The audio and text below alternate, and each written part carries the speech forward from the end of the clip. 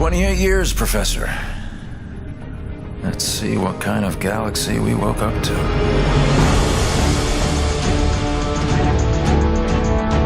We had a very specific story we wanted to tell, and in particular, new characters that we wanted to introduce. And I think RTS players have higher expectations from story, and we wanted to make sure we did that in the strongest way possible.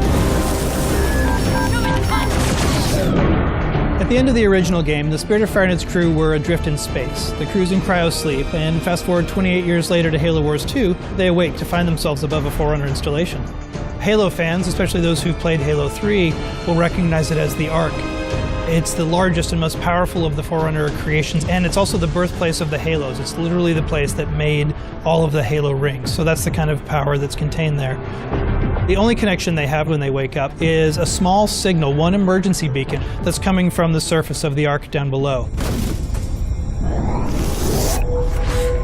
We wanted to put everybody in this position where things are different, things are new, no one's really sure what's going on. You know, Isabel is a very different kind of AI. She's a logistics AI. She's not a military AI. She is not like a Cortana or a Serena. She shows up in a way that we haven't seen AIs behave in Halo before. She's freaked out. She's seen all of her friends die. She's seen her outpost destroyed. She's a little trepidatious, does not want to stick around. She warns them that something bad is still on the Ark and that they need to run away.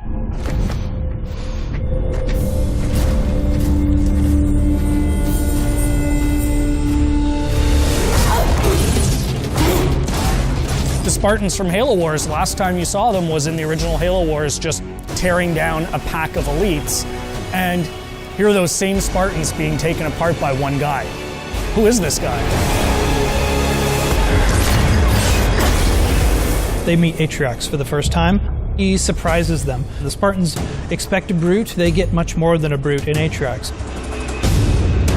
There's actually more to this guy. He's not just a really strong brute. He's good at tactics, he's good at outthinking his opponents. That was the genesis of that character, of what if one brute was not only stronger than the others, but also incredibly intelligent. Atriox is something the universe hasn't seen before. The fact that he can surprise and then beat 3 Spartans in hand-to-hand combat sets the stage for who's in charge of the Banished and the kind of threat they pose.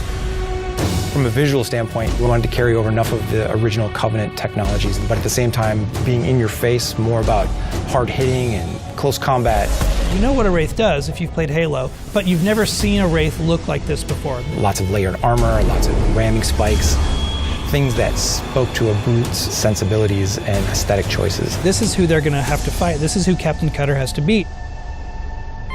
Our astronavigation system can't pinpoint a location. We're not on the map anymore. But as the captain of this ship, he is 28 years out from his last set of orders. Like, what do you do when you are supposed to report into this hierarchy, but you literally haven't seen them for almost 3 decades? We didn't drift out of the galaxy in 28 years, Professor.